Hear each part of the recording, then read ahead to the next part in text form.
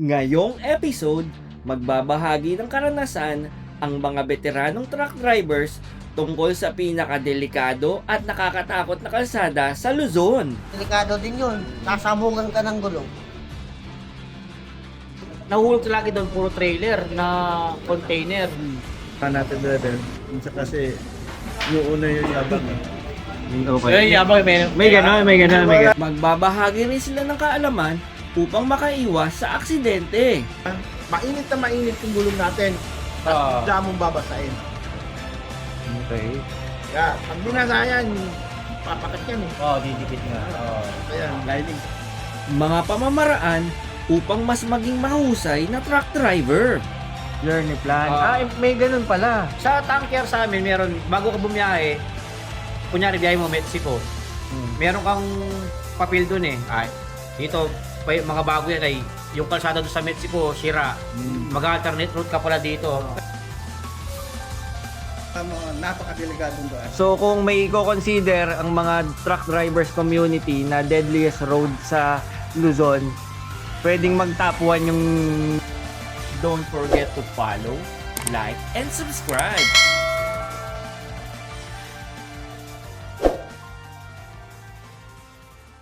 Delikado din yun. Sasabugan ka ng gulong. Diba? Kanya nagkaano problema. Anong lugar yan? Lupit.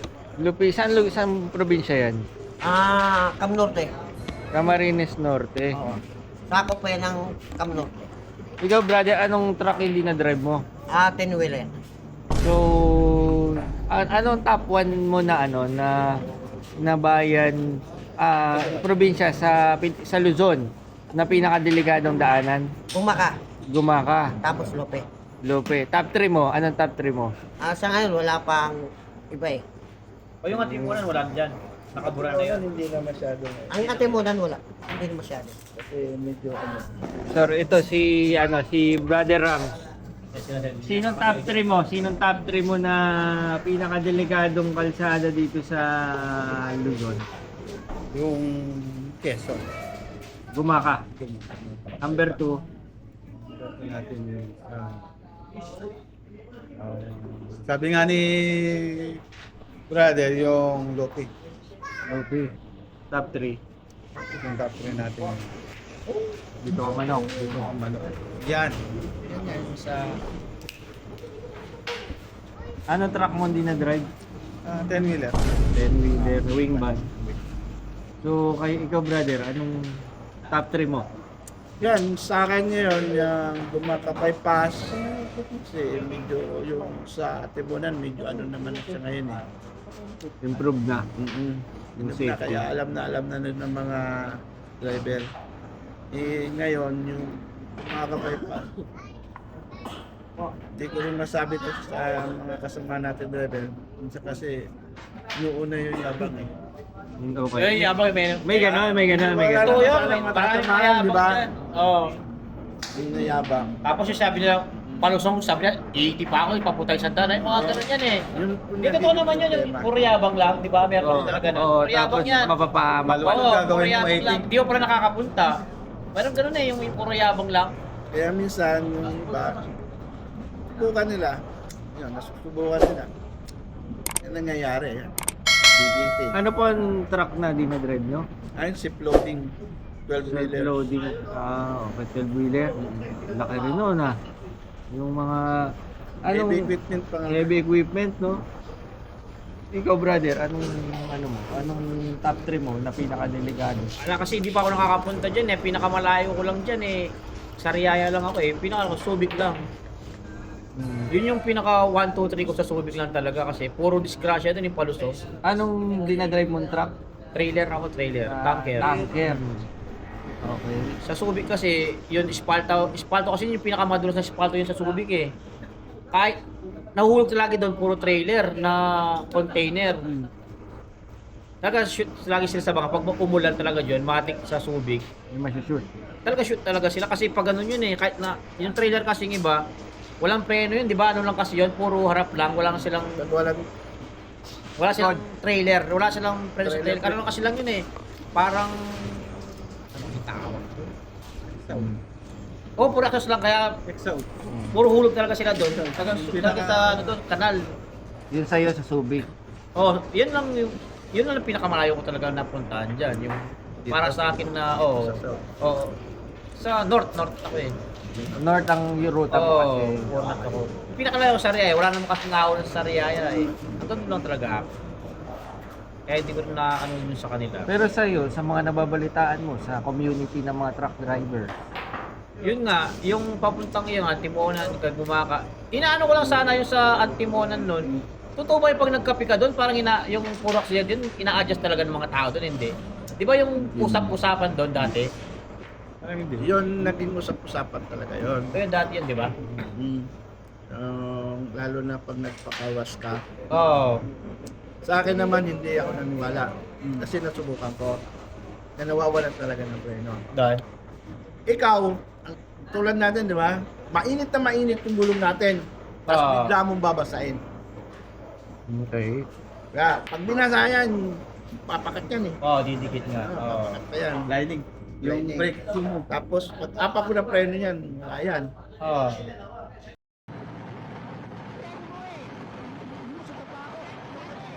Kaya yun, kaya yung iba, andar, takbo.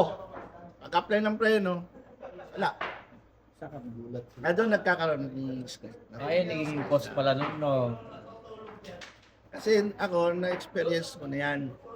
Na nawala talaga ako ng preno kanya. Pahugas ako doon eh. Mainit na mainit, umuusok ng brick na. Ito, pinandar ko. Hindi ako map ng preno. Oo. Puno lang ako ng hangin. Puta, mamaya wala pang mga hindi pa, apat na lipa, pag-apply ko ng preno, Wala na. wala. Dire-diretso sa gilid. Handbrake.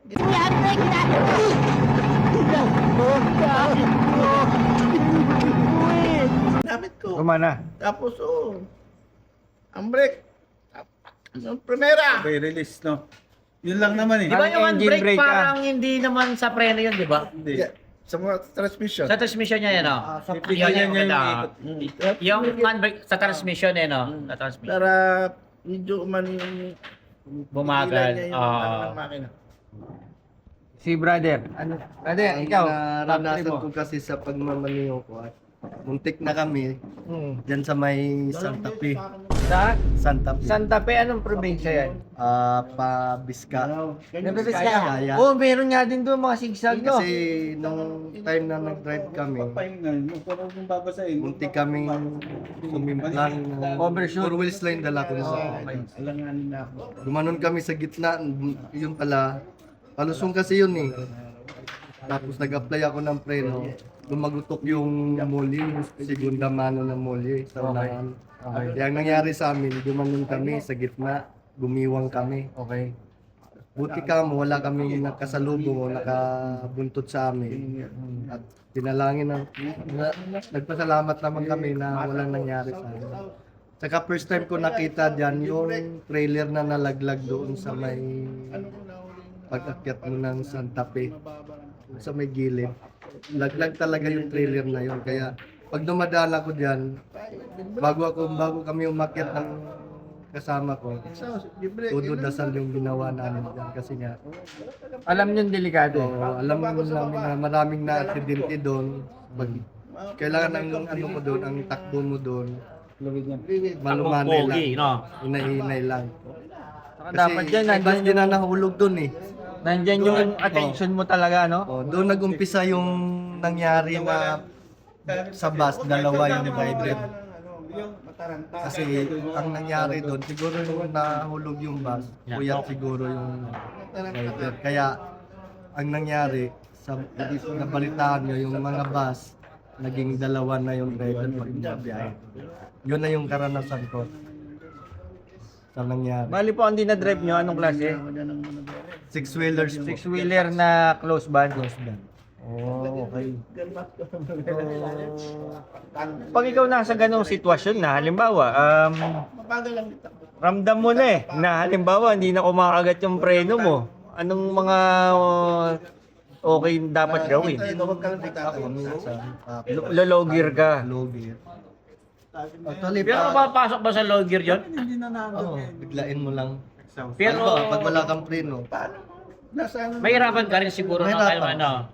Pero Hindi ba sa papasok? Hindi, kasi Naka-rekta kayo. nakadiretso ka eh. Or, Kaya ang hindi ginagawa- magpapasok yan. Hindi ka papasok. Kaya ang ginagawa ko, pag palusong talaga, hindi ako na-apply ng... For logger. Oo. Talagang nanigurado ako, nag-logger ako. Yun ang purpose noon. Di ba may mga cambio na high gear, di ba? May mga gano'n, for low, Kasi gano'n. minsan kasi yung mga driver, kahit palusong na ganun, Nakarekta pa rin sila no, sa cambio, no? Naka? Rekta, yung bilis, pa baka rin hindi siya sila. naka-logger, yung parang alalay. Yun parang, Wag lang. pag nag-cambio ka, parang puro rekta ganun yun. Yung parang sa plat na dinadaanan lang yung Oo, yung gano'n, no? diskarte. nakano sila. Pero hindi na pala, very puro palasong ganun. So, mapapayo nyo, lalo na doon sa mga bagong nagdadrive ng mga truck driver, yung, syempre, magdadrive ka, dapat sapat ang tulog mo. Saka yung attention mo, yung mga low gear dapat ang Huwag gagamitin. masisiraan lagi ng loob, laging present-minded. Presence of mind. Presence of mind. Okay. Siyempre, dapat plano rin tayo lagi bago bumiyahe. Iba yung may kakayahan na magtanong, Oo, hindi ka mahihiya. May journey plan ka, journey plan. Tawag ko journey plan. Journey plan. May ganun pala. Sa tanker sa amin, meron, bago ka bumiyahe, kunyari biyahe mo Mexico, meron kang papel dun eh. Ay, dito, may mga bago yan ay, yung kalsada doon sa Mexico, sira. Mag-alternate route ka pala dito. Kaya yun, kasi updated kami lagi doon sa tanker eh. Alternate route pala dyan, dito ka pala dumaan bago ka dumating sa, kunyari sa San Simon. Dapat pala kakaliwa ka na. Puro ganun. May journey plan ka dapat, hindi ka pwedeng pumunta ng...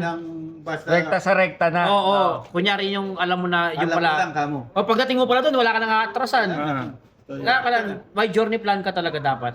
Journey plan tawag doon. Sa tanker ha, ewan ko lang sa iba. ganun din naman sa iba.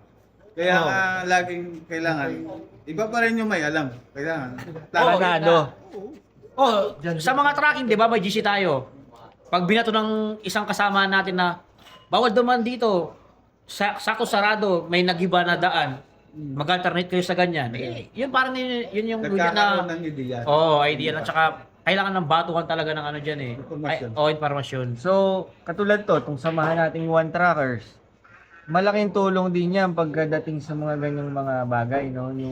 Yung nalalaman mo impormasyon. Oo. Kasi dito pa lang, sabi ko nga, bago ka pa ba lang bumiyahe, hindi mo kabisado yung daan, hindi mo kabisado yung rota, hindi mo kabisado yung mga truck ban hour. Dito pa lang, Doon sa mga naka-experience ng dumaan. sapat na informasyon. Di ba kasi parang sa pag-uusap natin ngayon, karamihan sa inyo sinasabi yung Gumaka Quezon eh. Talagang notorious sa inyong mga truck driver ng mga veterano na, no? Kasi naman, bakit hindi natin masasabi, sa bawat araw na nagdadaan, palagi natin nakikita sa mga balita, gumaka. Gumaka lagi, Oo. may aksidente.